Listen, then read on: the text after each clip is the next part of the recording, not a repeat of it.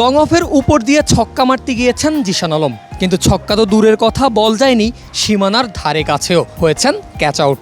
আর সতীর্থের এমন আউটে তার চেয়েও বেশি হতাশ যেন আফিফ হোসেনই। সেটাই বলছেন নিশ্চয়ই। জিশানও নির্বাক দাঁড়িয়ে থেকে শুনছেন আফিফের কথা। তবে এরপরই এগিয়ে আসলেন জিশানকে কংগ্রাচুলেশন জানালেন আফিফ হোসেন। শুধু নিজের টিমমেটই নয়, বিপক্ষ দলের ক্যাপ্টেন মিরাজও দৌড়ে এসে অভিবাদন জানিয়েছেন।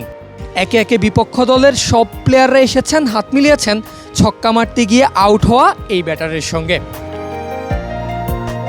এর কারণও আছে। যে ছক্কাটা জিশান মারতে পারেননি সেটা হতো ইনিংসে এই ব্যাটারের 14 নম্বর ছক্কা। হ্যাঁ, আউট হওয়ার আগে চট্টগ্রামের রৌদ্রোজ্জ্বল সাগরিকায় ছক্কার বৃষ্টি ঝরিয়েছেন এই ব্যাটার।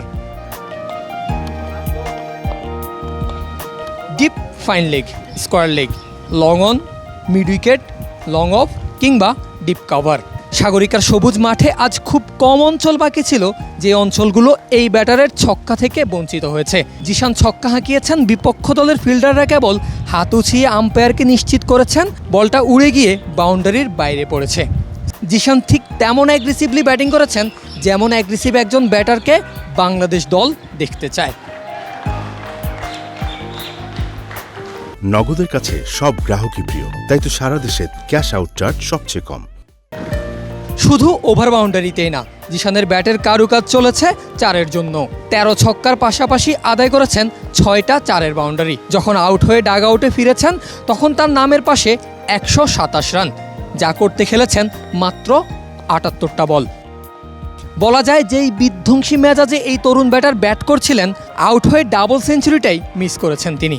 হয়তো সেই আক্ষেপই দেখা গিয়েছিল সতীর্থ আফিফের মধ্যে। জিশানের এই ঝড় উঠেছে বাংলাদেশ টাইগার্সের বিপক্ষে।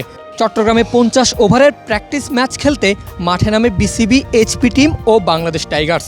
ওপেনিংয়ে এইচপির 2 ব্যাটার যুব বিশ্বকাপ জয়ী তানজিদ তামিম আর যুবা এশিয়া কাপ জয়ী এই জিশান। শুরু থেকেই পাল্লা দিয়ে টাইগার্স বোলারদের তুলোধুনো করেছেন দুজন। তবে 48 রান করে তামিম থামলেও নিজের তাণ্ডবের গতি একটুও কমাননি জিশান। শেষে যখন থেমেছেন তখন বিপক্ষ দলেরও মন জিতেই থেমেছেন। চট্টগ্রাম থেকে পারভেজ আল হাসান, ক্রিক ফ্রেন্জি।